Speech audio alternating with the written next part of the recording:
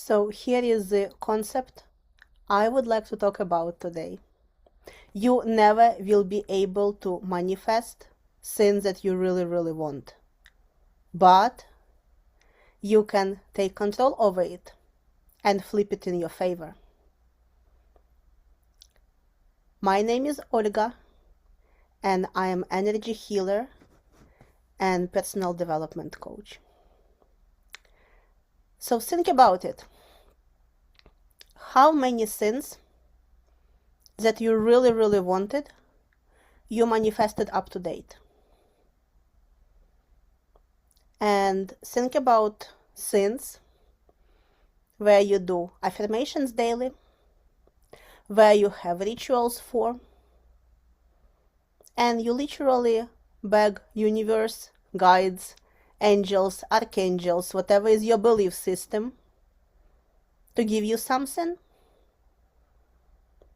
and it seems like it never works for you. Yes or yes? Is it your story? It definitely was my story for a very, very long time, until I noticed something. So there were some things that I was manifesting really easily. It was so easy as 1, 2, 3. I would say something, and then I would forget about it.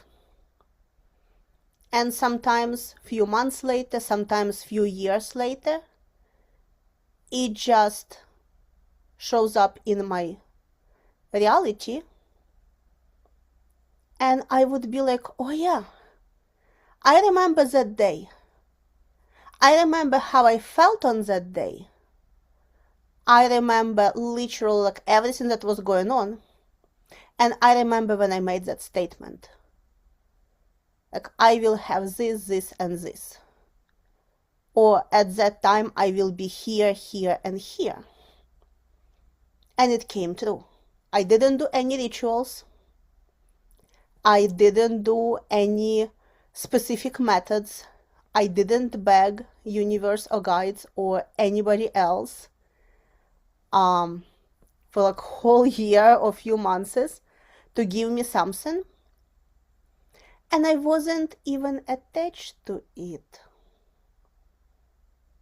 And I started to think, what is the difference between things I'm consciously trying to manifest and put like so much energy in, and things where it was literally set it and forget it, and it just comes to life. And I start noticing pattern. Think about it. Let's say you wanted certain pair of shoes, and they were outside of your budget.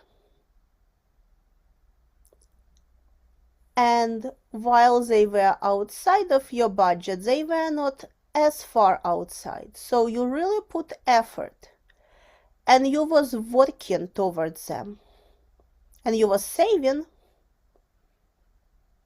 and then you bought them. Maybe there was discount, maybe you just saved the amount you needed, but you bought them. And think what was happening for the first maybe few days, maybe a few weeks. You were super excited about those shoes. You was very careful how do you wear them. Maybe you was putting them in the box every day after you came home. Maybe you was cleaning them every day after you came home. Maybe they were your special occasion shoes that you wouldn't wear every day, but you would wear to specific places. Whatever it was, after some time passed, what happens? They become just your normal. They just pair of shoes. You're not super excited about them anymore. You're not super excited about wearing them anymore. They just shoes, nothing more than that. And what happens when they become just shoes? They become part of who you are now. You are a person who wears shoes at that, let's say, price tag. And I would guess next what happens, within few months, you already have few pairs of those shoes. And you didn't have to save anymore because your finances improved or money came from somewhere and your bar of what you can allow yourself, what your budget is, went up.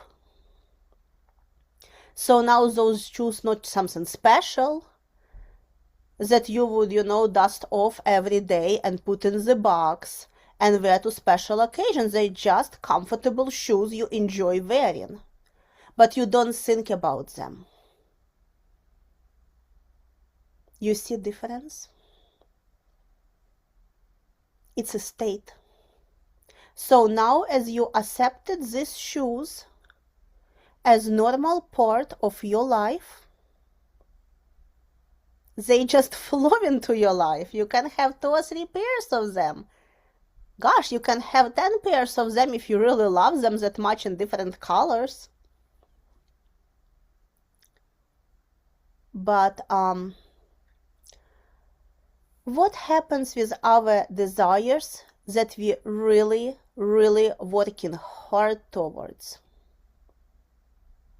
Are they really part of our life?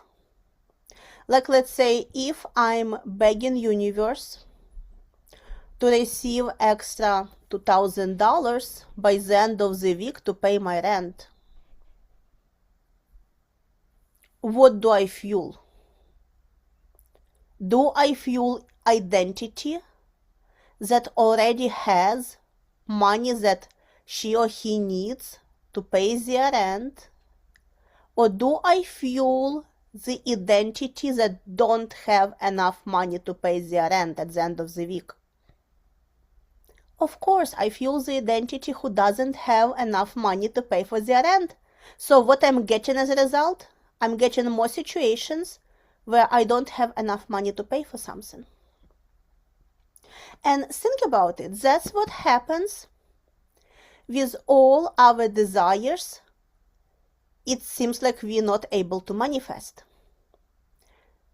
You put so much importance on that one desire that you literally have time on your calendar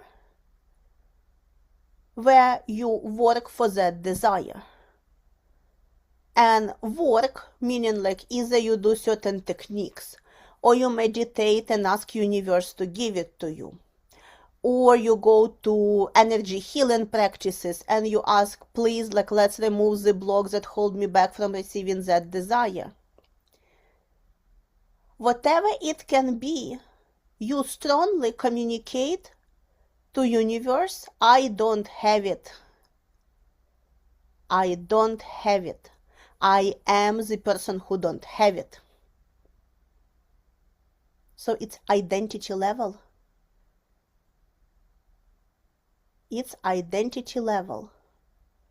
You associate yourself with person who has block to receive something. You associate yourself with the person who don't have enough to buy something or to pay for something or to live at different level of financial abundance. And what happens? You put that thing that you want on pedestal and you look at it every day as something that you don't have. And every single day you ask universe, guides, practitioners you go to, everyone.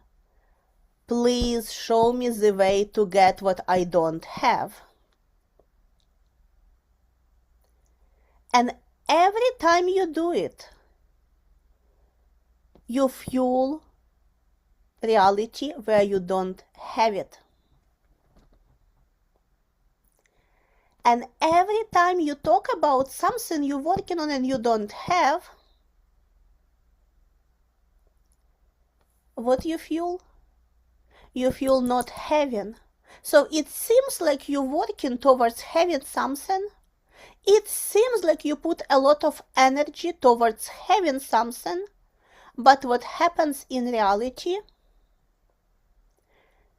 You keep that huge distance between you and what you don't have. And what it means, you will never have it. It's like, it's like chasing horizon. As you getting closer, horizon getting further, so it's always same distance between both of you. And at the beginning, I said that there is a way for you to take control over it and to start manifesting your wildest dreams. And now I want to start talking about that part. So what I noticed, what was the difference between what I didn't manifest and I really wanted, and what I manifested, I wanted, but it wasn't important to me. So let's say one of the things I manifested, I came to US when I was 22, and I remember at that time we were going, so I live very close to Washington DC, and I was working in Washington DC, and me and my boss, we were going to Pentagon. She asked me to go with her to help her with her luggage, and I was like, sure. And I was living in Maryland, so if you're familiar with Washington DC, it has metro systems that goes all the way to Virginia and to Maryland, and people who live in Maryland and Virginia go to work to DC usually. So I lived in Maryland, and at that time I never been to Virginia side. And I came from capital, I got used to high rises, and I was surprised that, like, everything is like, 3-4 floors maximum. And then we traveling with my boss, we took taxi cab, and I'm looking at all those high rises on the other side. And I'm really liking the place where I am at now. And I'm like, look, what is this place? Like, what it's called? And she's like, oh, it's Arlington. It's Arlington, Crystal City. I was like, wow, I like it. I want to live here. And my boss is from Maryland as well. And she goes like, well, it's like for very rich people. Like, we cannot live there. It's not for us. It's for very rich people. And I didn't believe her. Like, I didn't believe that it's not for me. I didn't argue with this. I didn't accept it. I heard it, and I let it pass by. It's opinion. Like, no one knows where we'll be 1 month from now, 2 months from now, 5 years from now. So, everything changes. And what I kept like, hey, I really like vibe of this place. I love this vibe. I want to live in high-rise because that's what I was doing like all my life. I got used to it. I got used to city vibe. And I kept that feeling like, yeah, I like that place. And that's it. And guess what? And then things started developing. And I left back to my country. And then I had to come back to US. Same place, of course. And guess what's happening? I'm renting a place absolutely by accident. It was close to the metro, which I liked because I was using metro to get to my work in Washington, D.C. And I wanted it to be, in apartment in high rise. And I'm getting this absolutely amazing deal. And I just took it. Like, I didn't even see the place outside of pictures. But I knew that the place is where I like it to be. And I was happy about it. And I was absolutely happy when we lived there. And then time passed and we had to move, and guess what? I didn't know about the place, but a friend of mine saying like, hey, look, there is this like new apartment buildings, and like you don't need cars there. It's like so walkable. It's city, like everything is there, like gyms, stores, restaurants, like that vibe that you like. It's really close to Washington, D.C., like if you want some nightlife. And I was like, sure, let's see it. And we saw it. And again, like we got this amazing deal for amazing apartment. And it was like all I could dream of when I was 20 something, and when you become independent and start paying your bills. And my friends were coming to me and like, oh, I cannot believe, like, you always getting these amazing places to live.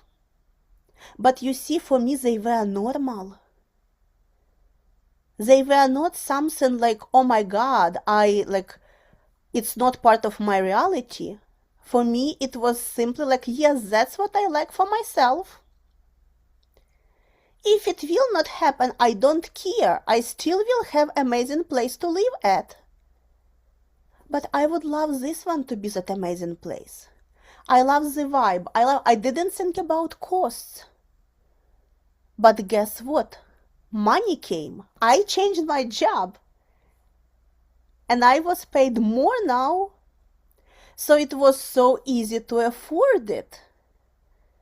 And also my best friend chose to live with me, so we rented beautiful 2-bedroom apartment. I believe it was like 11th floor or something, so we had really great view on Potomac, and we could easily afford it.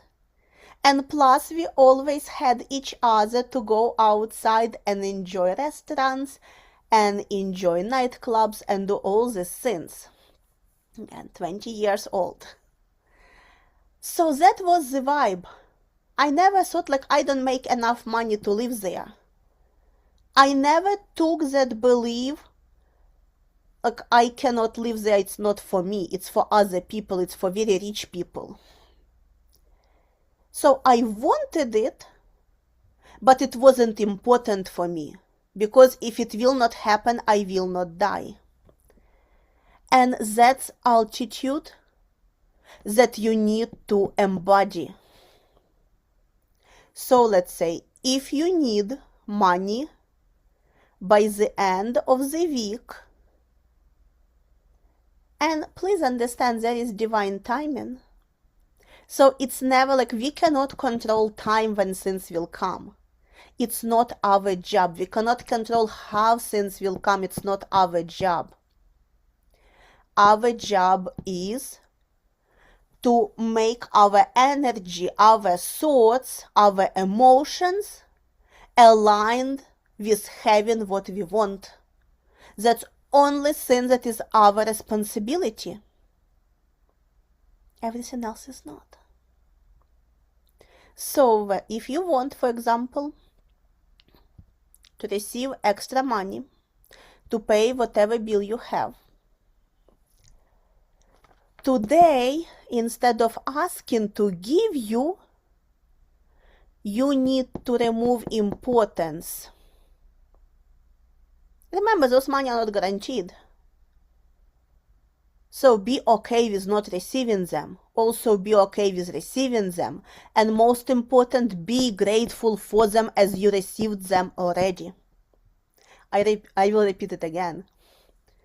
You need to be grateful for, let's say in this case, money that you want now, before you have them.